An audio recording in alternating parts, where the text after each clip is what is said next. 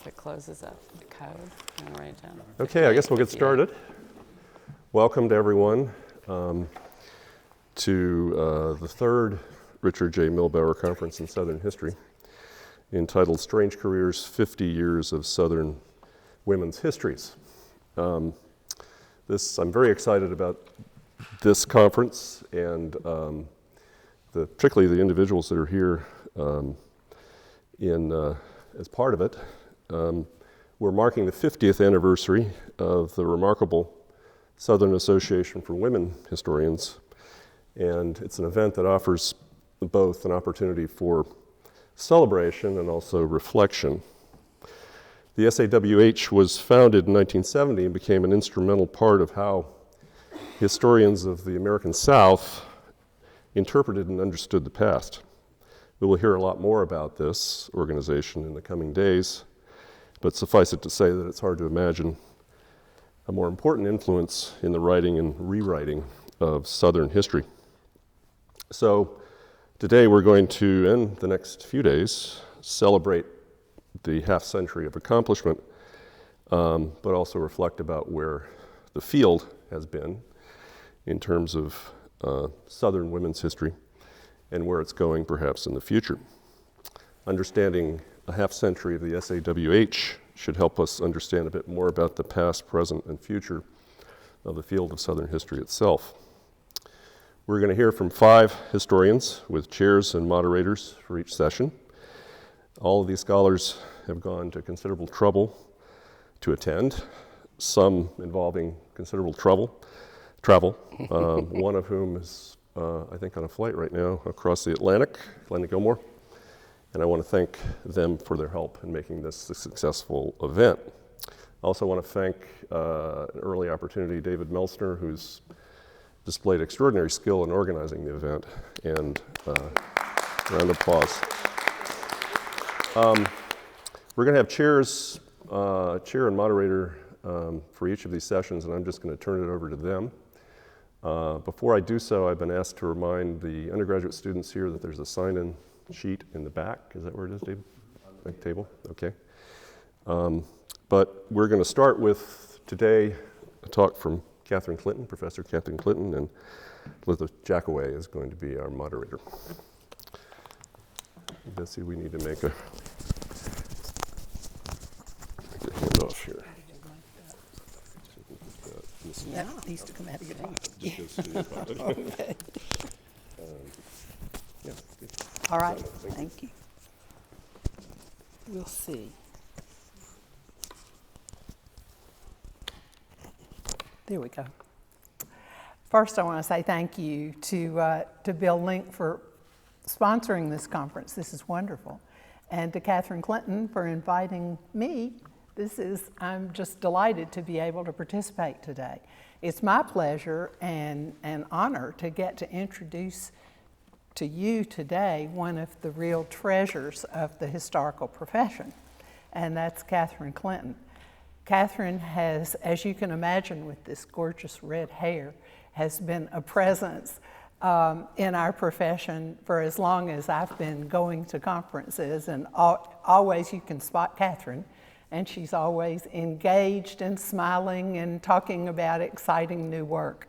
So Katherine has been one of the standard bearers and one of the people who has set the standard of achievement in our profession, and I'm delighted to be able to introduce her to you today. Katherine grew up in Kansas, and like all little girls from Kansas, she went to Harvard and got her BA, and then went to Princeton for a PhD, where she worked under James McPherson. So she was off to a glorious start, and I assumed that The Plantation Mistress came from her dissertation. Her first book, The Plantation Mistress, was just a sensation from the day it came out. And Katherine has always known how to do things. And I was writing at that time about South Carolina Sea Island folk, and every museum up and down the East Coast would have The Plantation Mistress in their bookstore. And I thought, man, did she know how to market that or not? But that book was one that really changed the profession. And Katherine has spent the years of her career since then following up on introducing and insisting that women be, the stories and the histories of women be included as an integral part of our study of Southern history. And she's had a tremendous impact on how history has gotten written in the South and in time in the country. She has also written wonderful biographies of Harriet Tubman and of Mary Todd Lincoln, both prize-winning biographies. And believe it or not, on top of that, she's written about 27 other books. So, and articles, lots and lots of articles. So I think it's a legitimate question for any of you to ask her over wine tonight. Does she sleep? I don't know. I can't imagine anyone being so productive. On top of that, she is a consultant to all kinds of history groups and has done tremendous service to the historical profession over the years. So Katherine early gave legitimacy to the study of women, and since then has used her considerable influence to expand our awareness of the roles that women, gender, sexuality, and race have played in the life of this country. It's my great pleasure to introduce Katherine Clinton.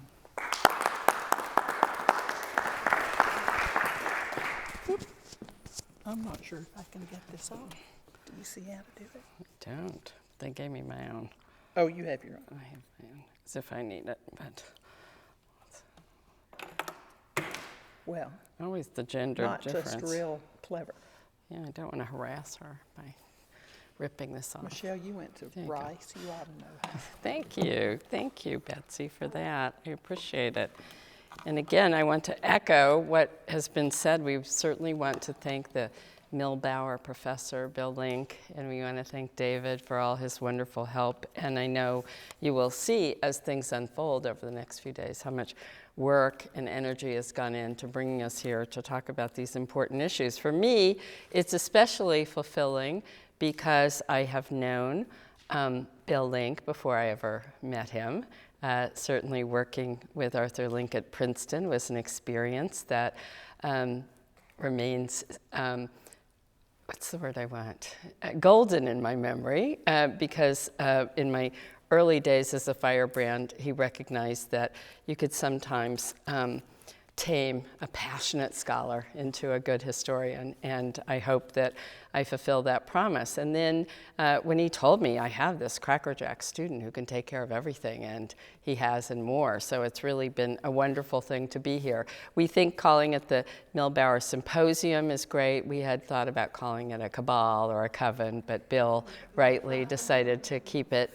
But I do want to begin by saying that having this group of people come together is something personal and professional. Having a recognition of networks and friendships at this particular place at this time is something very sustaining. Some of us are here after being recently in Alabama at the Southern Historical Association, and in these times before and after elections, many of us are really welcome to the opportunity of gathering together and talking about the present, the past, but hopefully the future. And so I'm glad to see some of these Florida students here, the future of history, and to try and talk to you about some of the issues I'm passionate about. So I entitled my talk today, Barbarians at the Doorbell, Tales from the Archives. In the 1970s, archivists throughout the South felt the pressure from invading hordes of researchers, many hell-bent to break down the barriers, which kept women's issues, women's lives, women's records buried in a past that undervalued female experience. If women's papers were interpolated in historical collections, they might not even be cataloged in detail, but lay dormant in the file boxes. A new generation of librarians and archivists forged alliances and created initiatives that would change American history. For example, Women's History Sources, a guide to archives and manuscript collections in the United States, which was collectively published by a group of men and women and really led the way for future guides. Women scholars were becoming more and more adamant that they would mine the buried riches with or without permission. They would storm the bastions of Southern history and change the narrative. Multiple voices began to ripple across the historical landscape, calling for change. Their arrival might have been disruptive, but they were barbarians who most often used the doorbells, ringing persistently and loudly to announce their arrival. During my first year of graduate school back in 1975, I decided to visit an archive during the fall break. By the way, we used to have fall breaks in order to go out and work on elections. Those days now may have transformed at many places just into a fall break to catch up on your reading. But back then, I was eager to get my hands on some primary material, and I was working on an abolitionist woman, Maria Weston Chapman, and was thinking she might be good material for a biography, maybe even a dissertation. And I trekked north from Princeton to Boston nearly 45 years later. I am so glad my plans got derailed by my encounters with a chilly manuscript librarian and an access policy that left me out in the cold. I spent 3 days cooling my heels, waiting for a special delivery letter from James McPherson, my graduate advisor. This is kids back before email, who claimed that my research was preliminary work on my dissertation. So I had to have permission from my dissertation advisor. I said, here's his phone number, you could call him. They said no, they had to have a letter, it had to have a signature. And so I had to wait to get access to abolitionist women's society papers in the Boston Public Library.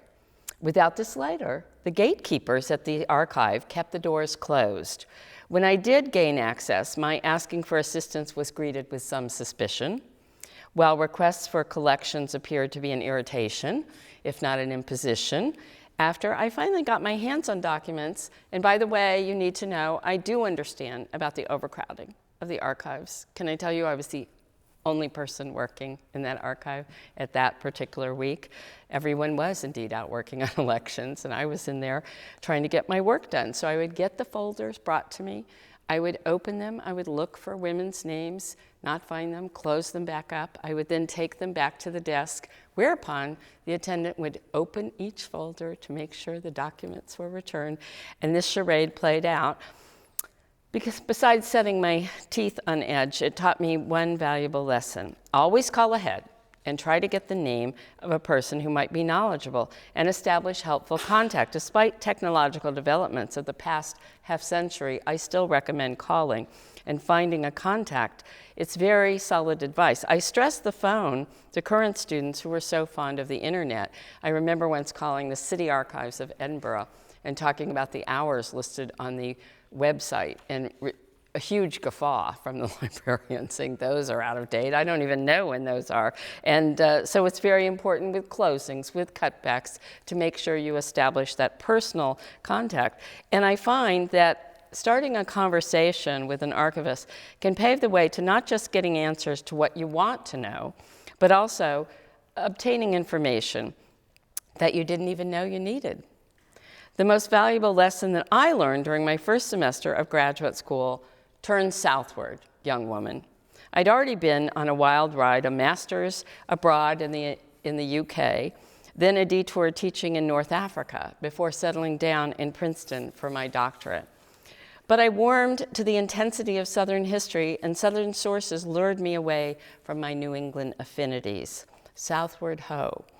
I will add that when I told many of my professors at Princeton my plan, a couple of them cautioned me, you know, you will have to go to the South.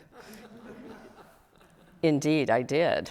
Shortly after my unpleasant encounter at the BPL, I attended my first Southern Historical Association meeting in Washington, D.C., and I met up with women who'd recently organized the Southern Association of Women Historians, later to be renamed the Southern Association for Women Historians, and this propelled me on a winding path that has led to my current commitment to celebrating the past half-century, exploring Southern women's stories.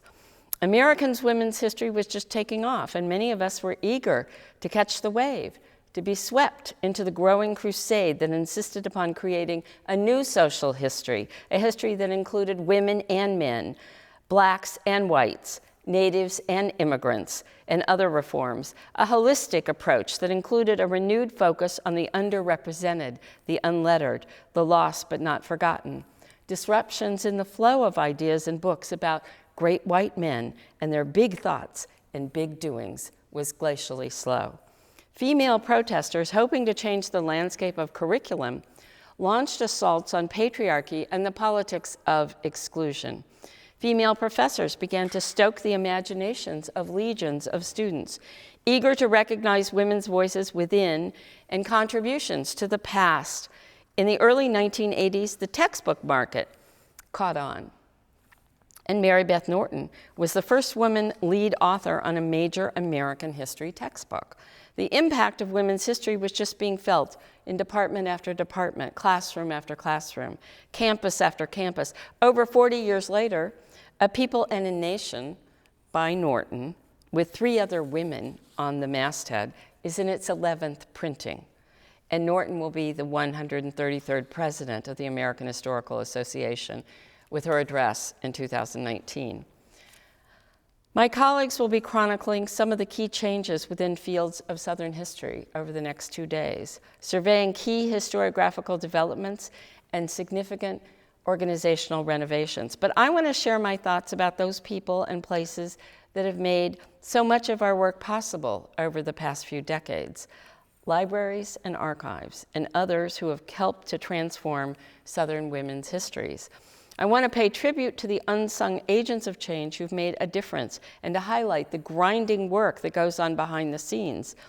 The stories of scholars who championed the cause of women's history, who demanded access and accountability, who remain unchronicled. But I will warn you, I want you to be thinking, because I am going to interact with you, crowdsource to get some ideas and stories about stories of the archives, tales of the archives. As Betsy pointed out, I have written many books, but I see co-editors, collaborators here. So one of the best ways is to find other people to come on board, and those books turn out better. So I want you to think again. At the end, I'm going to challenge some of you to give me some of your insights onto archives, because there was a real revolution as scholars started their campaigns. There was a steady barrage of suggestions and demands to create a strike force dedicated to reshaping accessibility within the archives.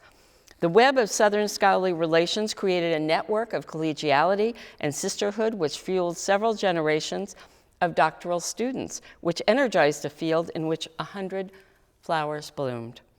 Following the transformation, state archives would no longer list material on women as, quote, not a political interest, which is how I began to find the records to assist me in excavating early 19th century plantation mistresses' lives. In the earliest days of this revival, I met with so many colleagues on the research trail.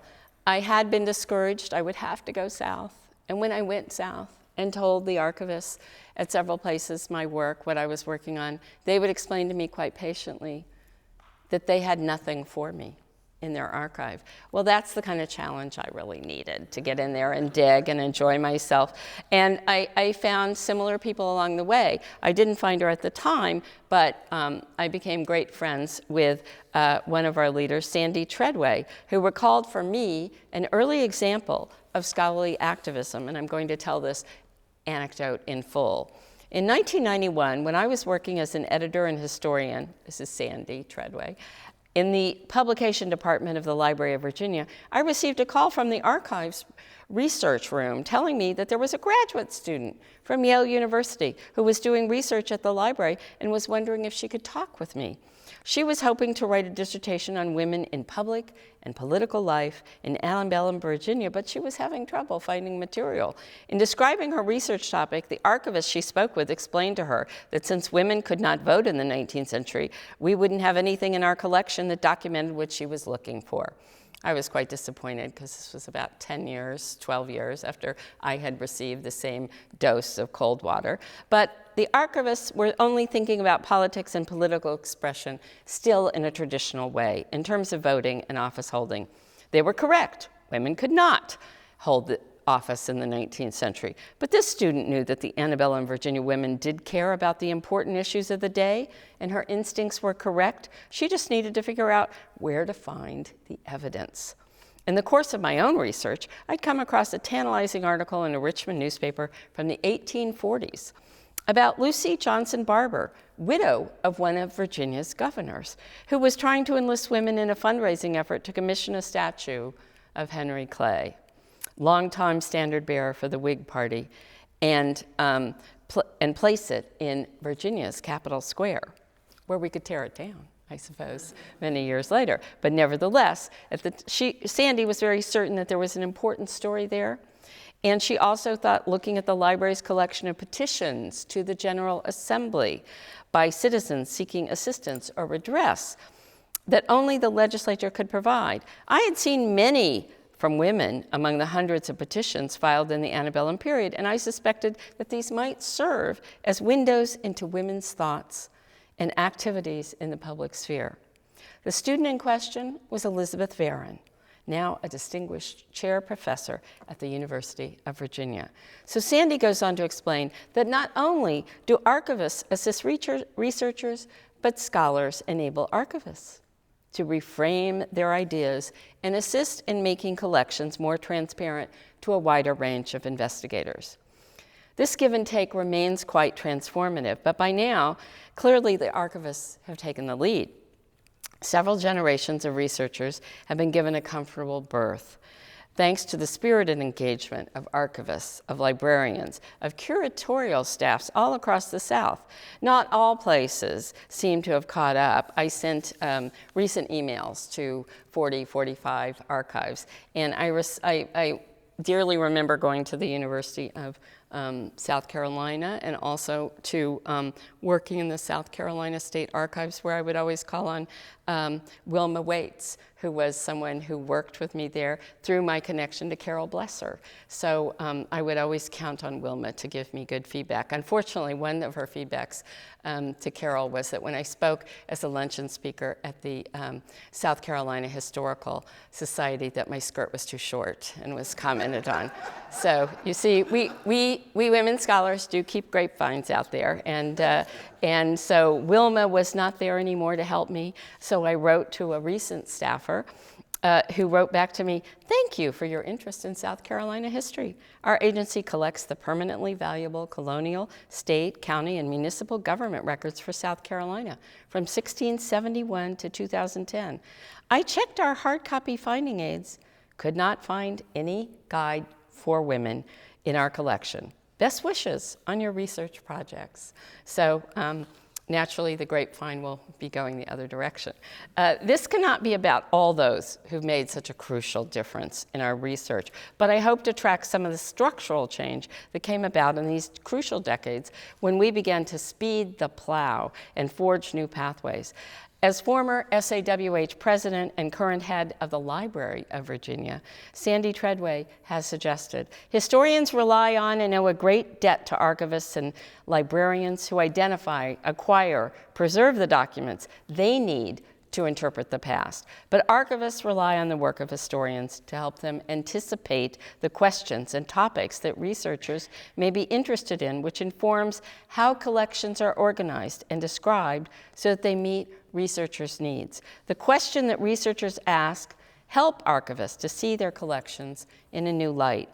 It might seem alphabetical to begin with Alabama, but I think not.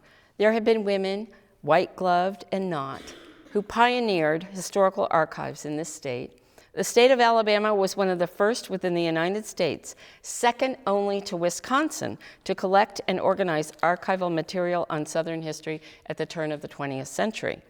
How many women were behind this effort, we will likely never know, but it was also perhaps one of the first archives to drop the color line, as John Hope Franklin recalled being admitted for research without incident. But I do recall the archivists in Alabama were very apologetic in the late 1970s that they did not have any formal guide assembled. They were excellent stewards of the material. When I wrote to ask about their guide to women within their collection today, an archivist wrote back, "I'm not sure what kind of list Katherine Clinton was given when she first visited the department, but my guess is that she contacted us beforehand, and we compiled a list specifically for her. If so, it might be in the director's papers, but that would be a stretch." However, after my request made the rounds, I was sent a guide that had been compiled in the 1990s, perhaps institutionalized after my initial forays. This consisted of an annotated list of more than 150 collections, women's history research sources, private records. This report is now buried within the organization, but represents heroic efforts of archivists who responded to the needs of scholars. And without this highlighting, how would novice scholars discover the important lives that lay within the 5 cubic feet on Inez Jessie Turner Baskin? Quote, a reporter with the Negro section of the Montgomery Advertiser, as well as a social worker and teacher. Her papers document her life as an African-American woman in Montgomery, Alabama, before, during, and after the years of the Civil Rights Movement.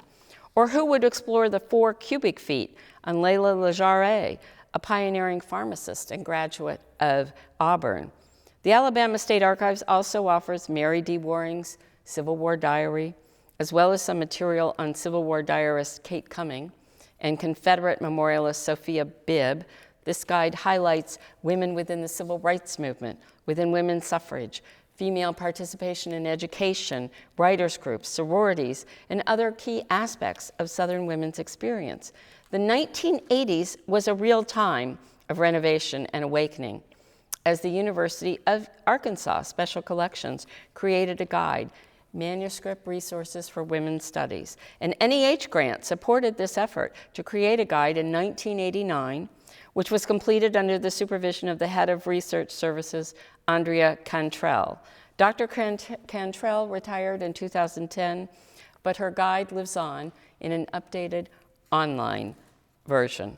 Her invaluable resource highlights the more than 7 feet of 7 linear feet on Daisy Bates, the over 50 linear feet collected in the Folklife collection assembled under the direction of pioneering collector Mary Celestia Parler Randolph, and the trial records of Sarah Jane Smith, who was accused of sabotage against the Union during the Civil War.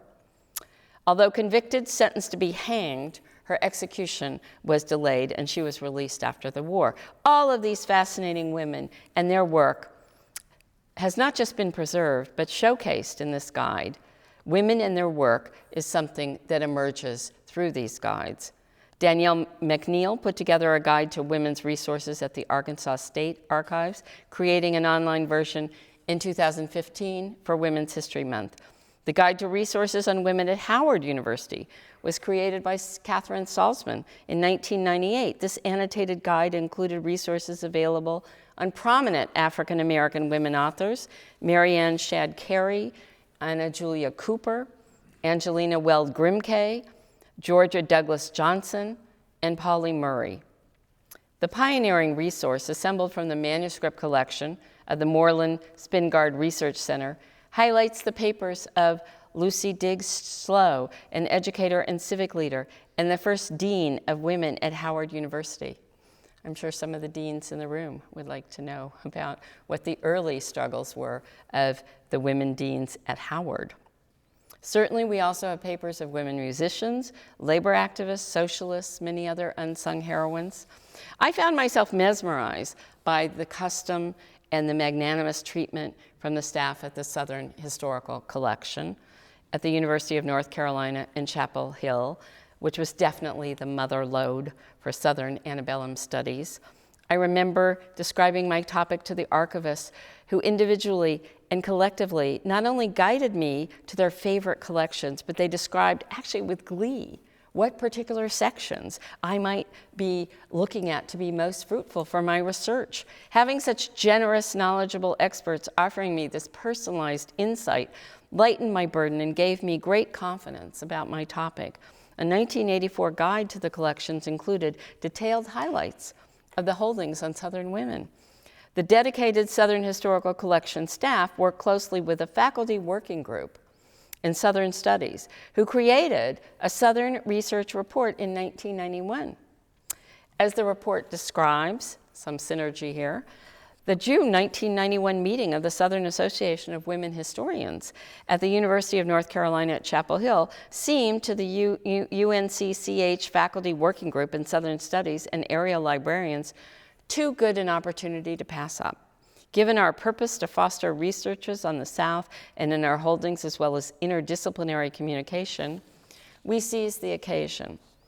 As Tim West of the UNC Special Collection described, the amazing materials at this legendary archive was enhanced by director Carolyn Wallace's cultivation. In his article, The Vast and Rich Resources for Women's Studies in the Southern Historical Collection, West detailed the fantastic opportunities for researchers, not just in women's collections, but the way in which the papers of women could be extracted out. For example, looking at the letters of Flannery O'Connor and Caroline Gordon in the Walker Percy collection.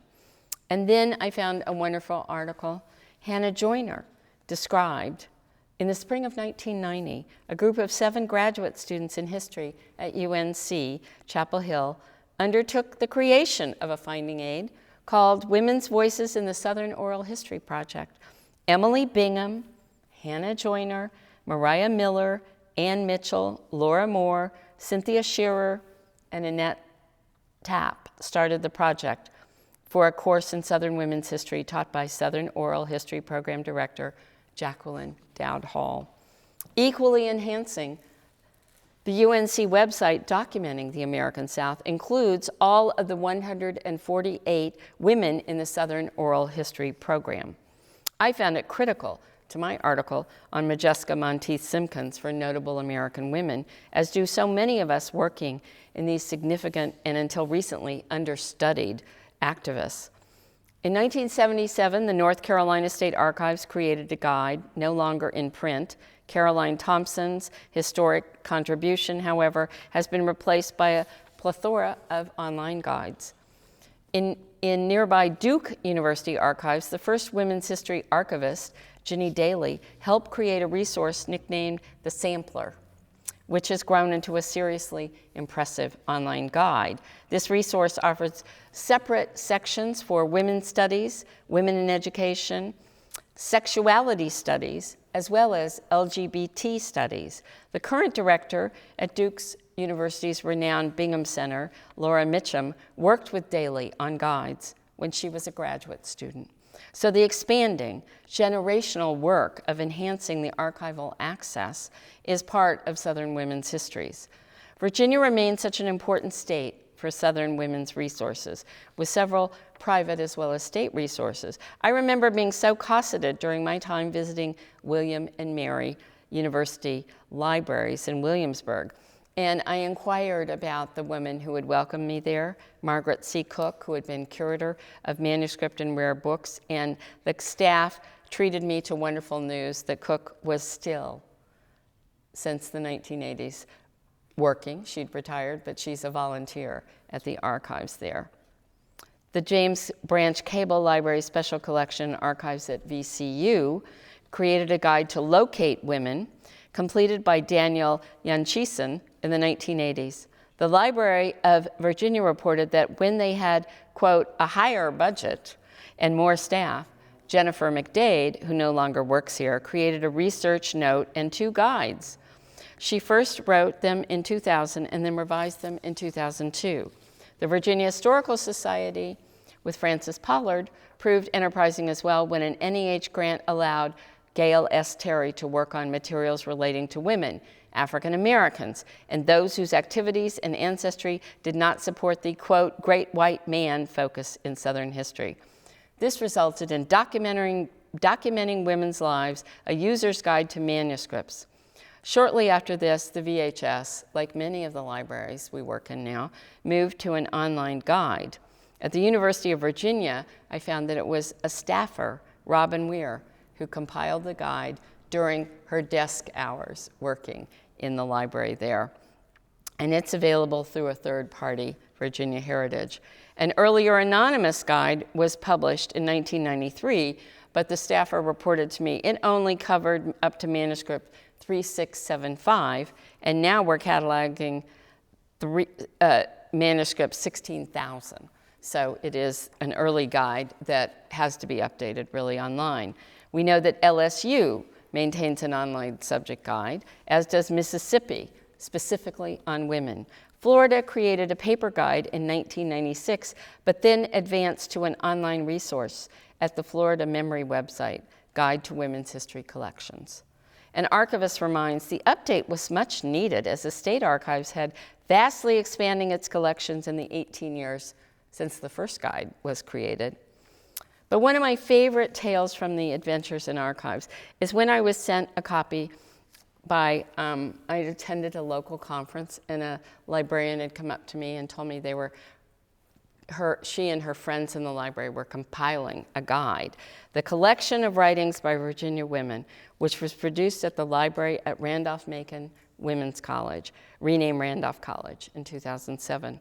The paper guide was given away to anyone who wanted it. I used it in my teaching, and now it's really given way to the digital revolution and is quite obsolete. But the collection goes on, although the current librarian suggested to me when I wrote that this collection is primarily fiction and includes everything from V.C. Andrews to Willa Cather to local cookbooks, but it does not offer a significant collection of historical writings. During a research jaunt to Virginia sometime in the early 1980s, I stopped at the college in Lynchburg, Virginia, shortly after the guide was published, and I can suggest that I did find what I felt was a significant amount of historical writing.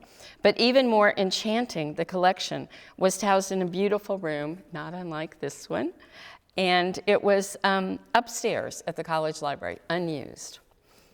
The door was unlocked by an archivist who showed me around, but there was no attendant in the room. So I was welcomed in and allowed to use the collection on my own. I worked all day, but I could not imagine how I could fit everything in when I only had 2 days with a full-time teaching job and my family at home.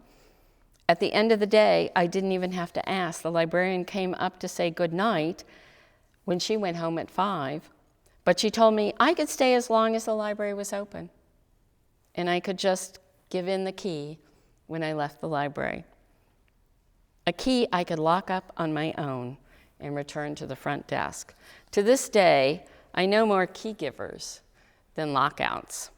I will have many more stories to share in print, but I am hoping to crowdsource you today to see if you will share with me your stories, your memories, tonight or tomorrow, or even via email.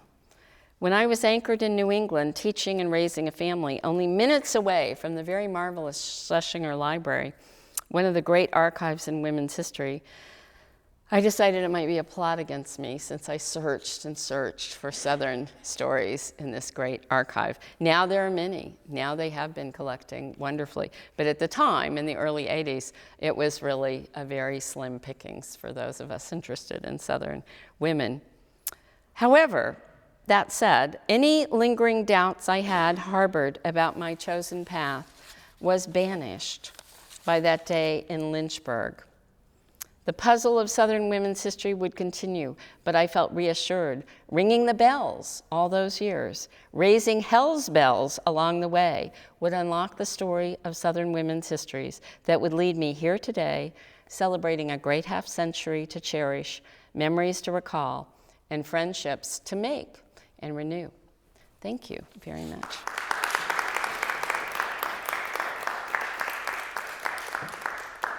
Now I gave you all, oh, he's trying to leave without the exam. That's all right, we'll get you later. Cheers. I do want to say that I meant it. I really am here to hear other stories. I have plenty of stories that people have shared with me, but rather than tell you all the stories that will appear in print, I thought maybe I could elicit some tales from some of you about archives you went to. If you don't, you risk me going down memory lane. Yes. Why don't you stand up and say your name, because there might be people here, Pippa, who don't know you, so help them out. Thanks. State University. One of the stories you told resonated with me, the 1990 research guide written by Jackie Hall's Right. graduate class. I was an undergraduate in that class that year. Wow. For some reason, they were letting undergrads into graduate classes. And all the graduate students collaborated to write that research guide, but I, as just one or two undergrads, she was like, well, the undergrads aren't going to work on that project. You have to write your own research paper. So I was like really miffed, because it seemed to me like the grad students were getting a really easy task, which is to like just go to the archives and write stuff down. And I had to write a research paper. It was the first original research paper I'd ever written, and it was horrible. But when you said that, I remember that. I was like, I remember those. That class. That, and, I thought they were getting an easy out by not having to write an actual research. But you know different. I know differently now. Yeah, I was a snotty little undergraduate at the time. Well, I read that with great resonance as well, because I had just finished, there's a great project in Texas, my new home state. The Texas State History Online is really a wonderful project, and they've just added a new section on women. So the last time I taught a graduate course, I made it only 10% of the grade, but I asked students to write an article. And they got to pick the women and try and track them down.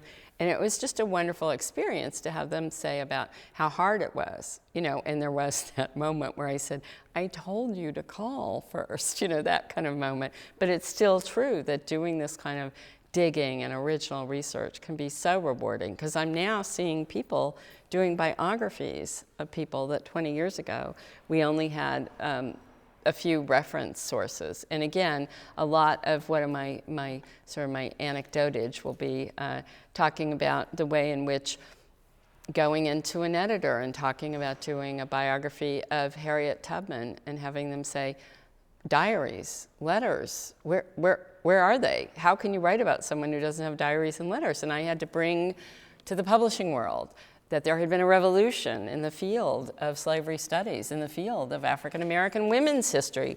And we have amazing projects ongoing and bringing these women to life. You know, most recently, Never Caught, the story of Ona Judge, as told by Erica Dunbar Armstrong, is just a wonderful, Armstrong Dunbar is a wonderful, wonderful way of showing that pieces of evidence can be pieced together. And I know there were a lot of archival hits and misses, and being guided in to these stories is really important. Was there a hand back there? So I'm going to do it because you approached me beforehand and warned me. So I'm going to share my story. Thank you. My archive story. You have to give us your name first. I'm Brenda Stroud. I'm a student of Dr. Link's here. I'm an undergraduate student who's so nerdy that I have been to the archives a couple of times. Great. Over the last couple of years. But, and I share your sentiments about North Carolina's collections. The Southern Historical Collection is great, and as well the archives at Duke. And, but just about how you're pointing out how important it is to call before you go. I've been researching eugenics in North Carolina, and the State Eugenics Board records have been deaccessioned for quite some time, over a decade. But because I called, they're now reaccessioned at the state archives. But no one, as far as the archivist knew, even knows that they're reaccessioned back to the state archives. And I didn't either. It just was assumed that the state was still holding them. But since I called, I was able to find out that they are there and they're available, and they just have to do the necessary redactions, and they worked really hard within just a couple of weeks to do those specifically for my trip. And so I think it was really important that I And that's called. so many heroic stories that you see that, you know, you ask them, you tell them you're coming, and they do everything possible to put things together. So that's a great story. But calling is key. I want to suggest that when you Okay, you have to call- stand up and tell us your name. All right. That's Come to Jacoway. meeting. Yeah. And I want to suggest that when you call, you put the best face on who you are and what you're doing. I called the archivist at Vassar one time before I went up there. I had written a whole dissertation about a Vassar graduate and wanted some more information about her. And I said, I fancy Jacoway, and I wonder if you have any information. She couldn't have been less helpful. And if I had said, I'm Dr. Elizabeth Jacoway, and I have done a dissertation on one of your graduates, it would have been an entirely different story. I went and I found a lot of good stuff, but it helps you if you just try to impress them with who you are. Make yourself sound as impressive as possible. So, And different archives are different. I will say when I went south, I took a nice letter from my then supervisor. I had two supervisors. They thought they could, team tame. And so I had this nice letter from Arthur Link, and showing it around to people was quite useful in the archives. And I don't think there's anything wrong with that. You just, are stating I'm there, and I'm going to go back and report the wonderful help I got at this place, and then you do that, and then you put it in your dissertation, you put it in your article, thanking the wonderful people, because they are there to help. Sometimes they are under stress. Sometimes they are asked to close things. I have looked at records and Xeroxed them, and then later been told they were supposed to not leave the drawer. Once again, South Carolina is a really interesting place to do work, and I found wonderful documents about James Henry Hammond, and they dealt with male-male sexual activities, and I wasn't really writing about that in the Plantation Mistress, so I gave it to someone with the very strict request that he not reveal where it came from. So when the article was published in the very first Journal of Sexuality, I'm trying to remember, Pippa, it was Marty Duberman's piece. Anyway, when he did publish it, the very first line was thanking Katherine Clinton, and no, but it was first in a journal. It was getting a journal started to deal with homosexuality and history and these issues.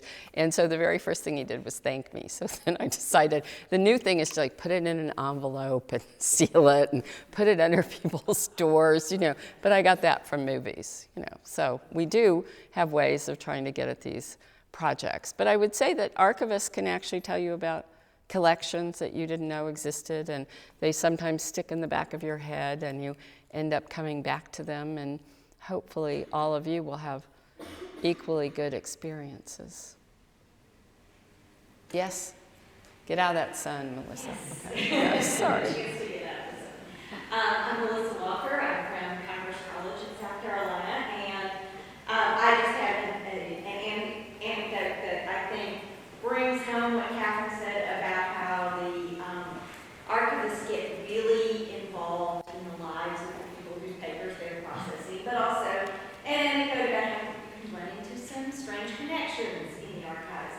I was working on a project on women's experiences of aging, and I've been reading diaries and letters and journals, and was doing some work at the Southern Historical Collection, and was using the papers of a woman named Antonina Looker, who was from North Georgia. She, most of her career, she did some writing, did a lot of, had a lot of correspondence, and some dream journals. So much of her life had been spent as just an administrative assistant,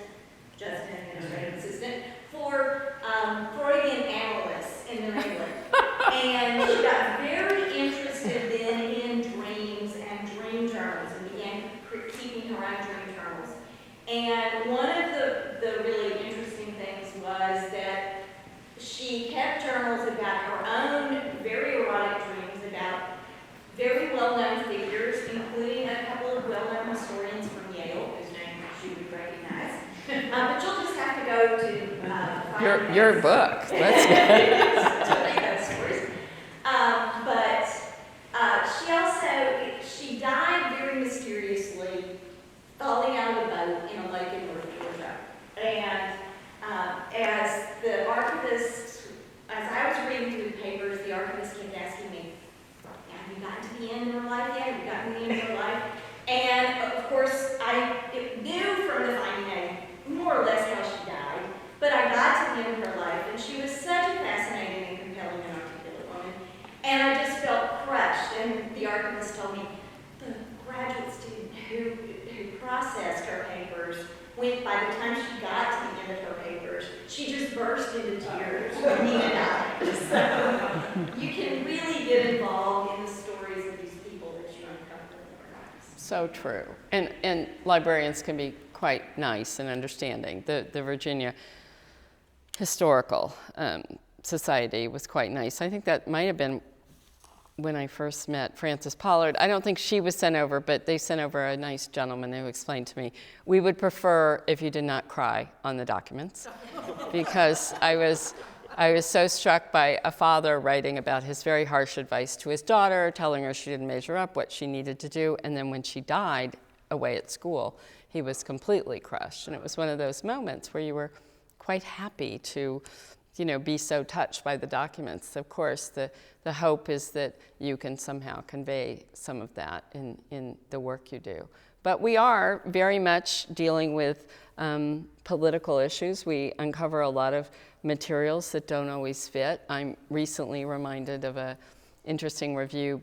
Randall Kennedy just did a review of David Blight's new book on Frederick Douglass, and saying one of the interesting points is working on him that long and being so deeply embedded. His first dissertation and book was on Douglass. He was able to deal with the contradictions and finding things within his work and papers that didn't fit. And a lot of times, I think archivists can point us to those inconsistencies. And it's hard when you're looking for a publisher, you're looking for a good topic, an article, to bring out the flaws. But you'll find that flaws are always in fashion in the history field. Yes, Connie, please. Another anecdote? Sure. I'm Connie Schultz, and I'm longtime retired from teaching archives administration at the University of South Carolina's Public History Program. Now, I was not trained as an archivist. I've never had responsibility for, but in 1981, I was an NHPRC fellow in scholarly editing at the first Federal Congress project.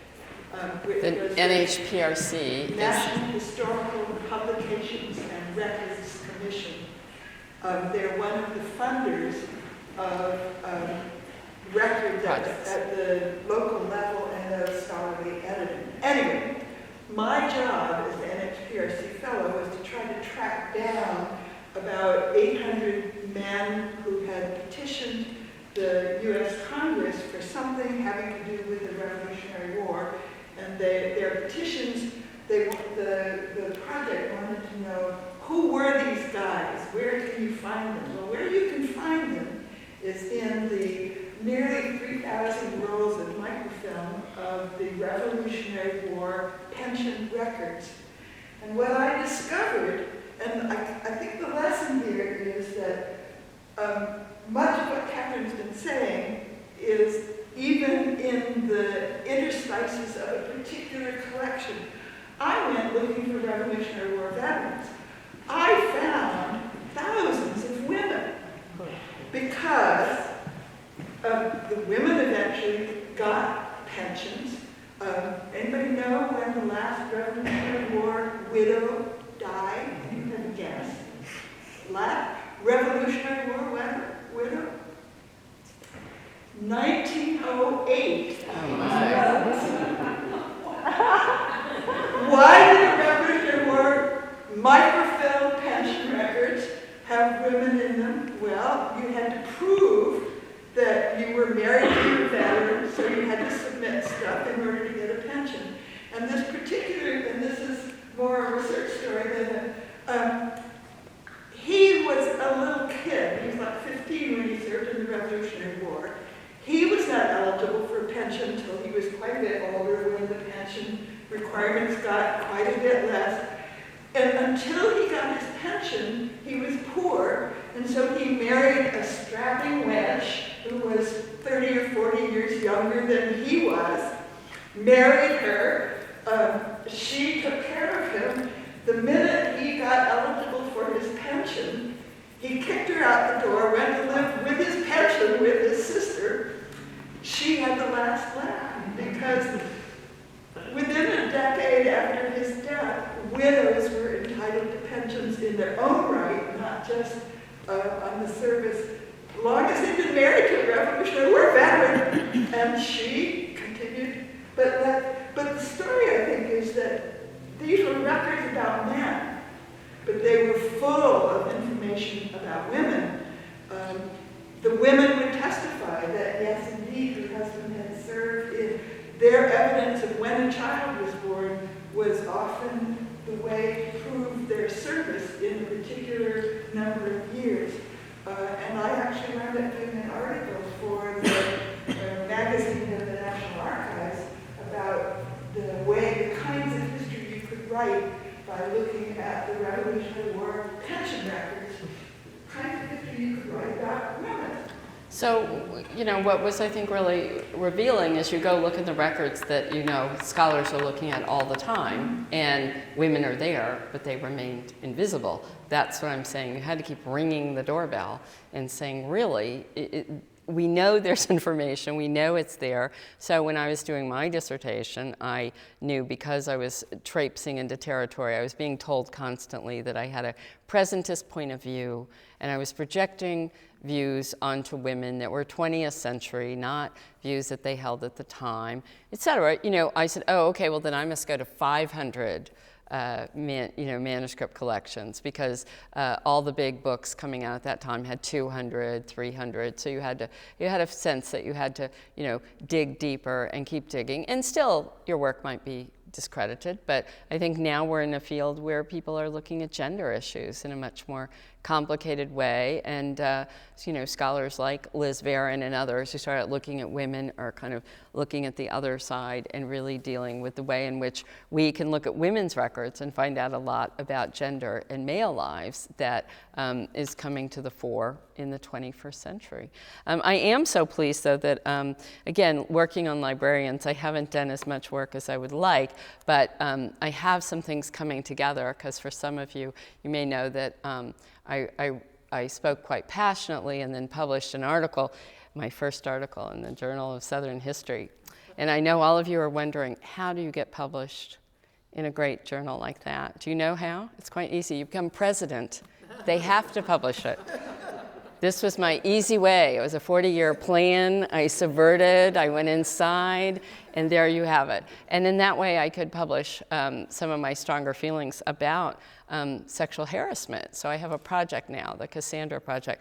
But imagine my surprise discovering how many of us go in the library and you look for books, and what do you look for? The numbering system. And what is the classification system? The Dewey Decimal many of us use. Are you aware that Melville Dewey was one of the major sexual harassers of the era? That he was notorious, so notorious that it took women librarians banding together to organize against him. He used to have harassment cruises. I mean, it's really an interesting thing. That's not a particularly Southern thing, but I do think it was interesting that my two worlds can collide in a way that doing research. But I wish all of you colliding worlds and good evenings, and I hope you'll be back here bright and early, 9 o'clock? 10 o'clock. Oh, we're operating on Southern time, thank goodness, yeah. So come back at 10 o'clock and we'll have some more wonderful talks for you tomorrow. And any of you graduate students, we're here to talk to you about research, and any of you undergrads, we're here to talk about our institutions and your work. So thank you so much for coming.